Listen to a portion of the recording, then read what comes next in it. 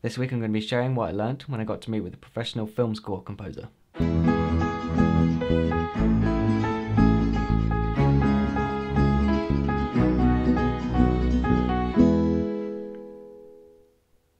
Hello, my name is Cade, and this is DSLRguide.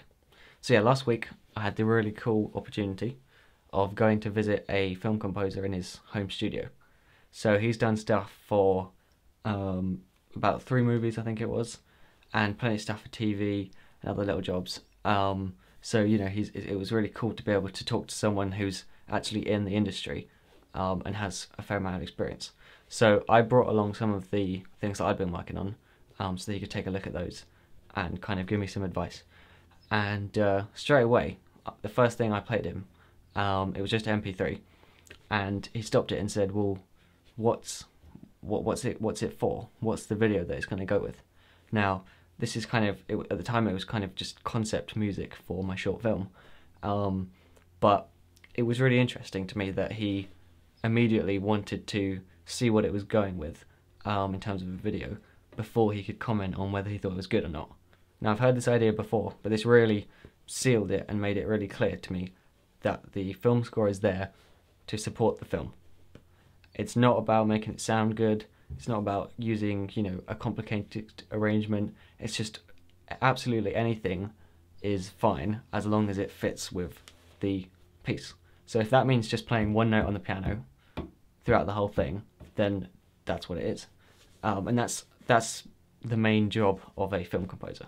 Now, this may sound kind of obvious, but I don't know, for me I had heard that before, but I really had to, somehow him showing me the things that he'd been working on and talking about it from the perspective of a professional, it just really helped me to see just how important it is. This is, you know, by far the #1 thing. So, you know, I was expecting him to be able to give me some technical you know, help about, you know, I was saying, oh, well, when you quantize it, you should be, you know, more careful about this, things like that, which he did afterwards. I later asked him specifically for technical advice, but it really struck me that that was the absolute first thing. So then it was really cool because he got to show me some of my videos which I'd put music to, and he kind of said, well, that music's fine, but here's something that would work better. And it was really interesting to be able to see the process of deciding on what kind of music fits. And it's, of course, it's totally opinion, but it was really cool to be able to see how a professional goes about choosing the score for a film. Because at the end of the day, that's what matters. Even if it sounds really good, if it doesn't fit, then it won't support the story. So yeah, so that was kind of the main thing that I got out of it. But it was also really cool to just be able to see, you know, the equipment and see generally how he works as someone who's, you know, actually in that industry, which is something that I'm, you know, interested in going towards. So yeah, it gave me lots of tips in general for composing.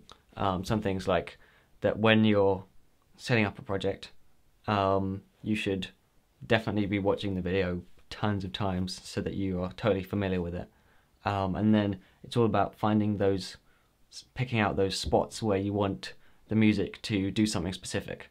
So, for instance, if someone high-fives someone in the film, then that might be a good point to pick up on that with the music, where the music suddenly rises or suddenly resolves or something like that, something musically which reflects that. Now again, this is where it's all about your judgment of whether you want something to fit exactly, like, for instance, the Mickey Mouse cartoons.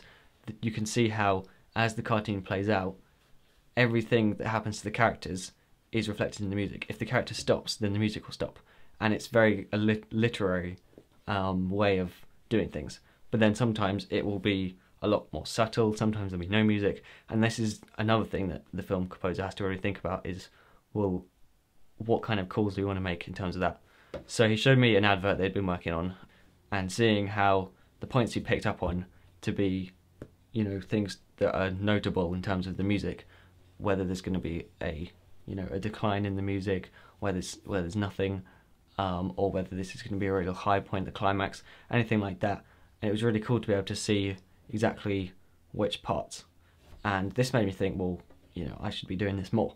So if there's something that you're interested in, if this is something you're interested in, film music, then I think it'd be really worthwhile to just watch films, or maybe a clip of a film would be better, to just see what does the music do. Really listen hard for the music to see, well, does the music, there's not going to be a big cymbal crash every single time something happens, but listen out for the times when there are, rises and falls in terms of the music, and whether that reflects what's going on in the film, whether it goes a completely opposite way.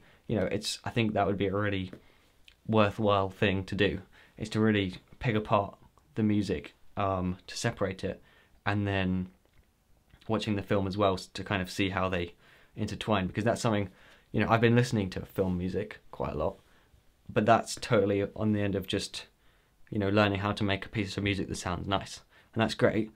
But what meeting with the composers showed me is that while it may be important to be able to express your ideas musically, that is not all that there is to it.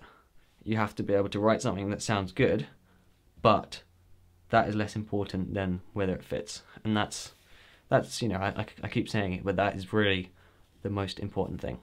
And this can go against some of those ideas that you may expect to have in music. So you can have random tempo changes so that it fits with the piece.